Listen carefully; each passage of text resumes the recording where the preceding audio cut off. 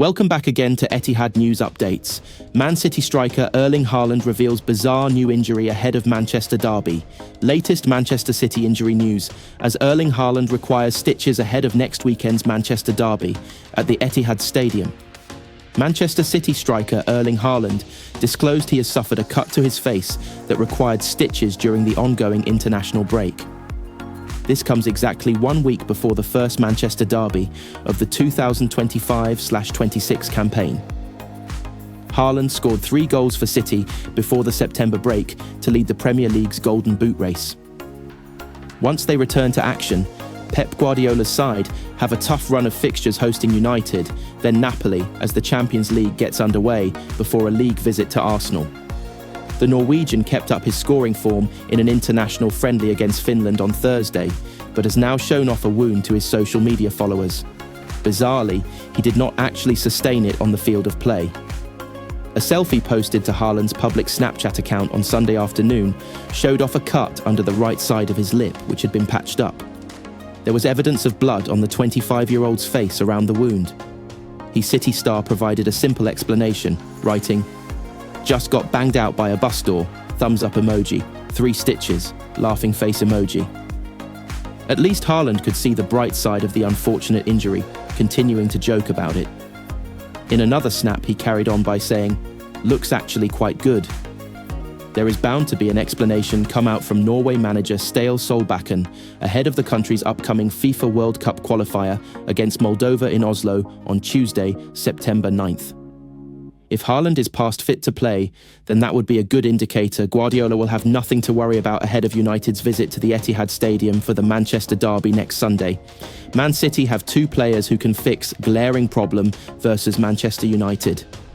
Manchester City need more goals from players other than Erling Haaland, and 2 candidates could step up to the plate.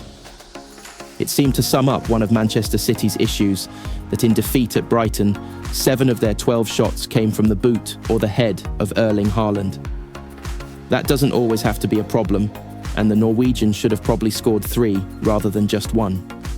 Had he done so, the outcome would have been very different. But an over-reliance on Haaland's goals has been an issue for this team recently, as the stats show. Yes, there is a caveat that City's approach has changed since Haaland arrived in the summer of 2022. But the threat is also occasionally too easy to stop. There aren't enough goals coming from other areas of the pitch. Haaland scored 31 in all competitions last season, before the Club World Cup.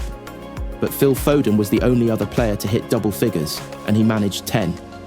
It's not easy to separate cause and effect, but in 2023/24, 4 City players hit double figures, and 3 scored 19 or more. 6 players scored 10 or more the season before that, and 7 were in double figures in 2021/22. So the drop-off is noticeable. So far this season, Haaland has scored 3 of City's 5 goals in the Premier League. The reliance on Haaland also means City's total number of goals dropped off last season, when they scored 72 in the Premier League. The 3 seasons before that brought 96, 94, and 99 goals. Haaland got 22 last year, and even if he adds another 10 and gets to a hugely impressive 32, that still leaves 12 to 17 goals from elsewhere to hit those mid-90s figures again. So, Pep Guardiola's question will be, where those goals come from. Foden and Omar Marmoush each scored 7 in the Premier League last season.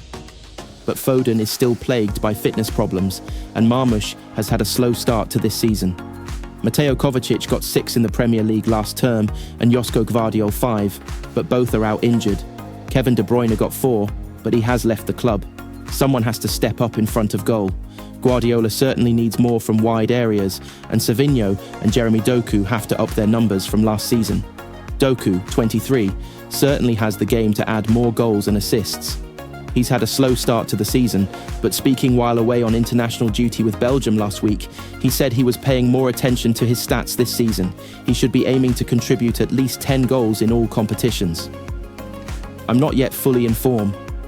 I've always been critical of myself. I know when I'm good and then don't play afterwards. It's not in my hands," said Doku. "But I also say when I'm not good, and I know I haven't been in the first 3 matches. But I know it will come quickly and everything will be fine. This season, I want to work on my stats." Football isn't just about stats, but they matter. I want to find myself in the penalty area more often. The other player who could make a difference in this area is Tijani Reinders. His £46 million move from AC Milan came on the back of a breakthrough season in front of goal, when he got 15 in all competitions. The way he took his goal at Wolves on the opening day was impressive, and he scored twice in the pre-season win against Palermo. He has struggled in back-to-back defeats to Tottenham and Brighton, but takes up the kind of positions that would suggest goals will follow. If he plays in a midfield three alongside Rodri and Bernardo Silva, then the onus will be on the Dutchman to score the bulk of goals from central areas. 3 unsettling problems have emerged for Manchester United. Solving them will save season Manchester United return to Premier League action with a trip to Manchester City on Sunday.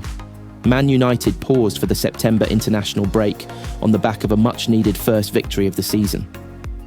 The dramatic 3-2 success against Burnley alleviated some of the pressure that had been building following a defeat to Arsenal, a draw at Fulham, and a woeful cup exit at the hands of 4th-tier Grimsby Town. United are 9th in the league on 4 points, ahead of Manchester City as the two teams prepare to face off in the Manchester derby this week. And while Ruben Amorim will have been mightily relieved to see his side snatch 3 points against the Clarets late on, he will know that much more is required if United are to challenge for a place in the top 6 come the end of the season. Here are 3 issues Amorim must address in the coming weeks. Thank you for watching. Subscribe for more updates.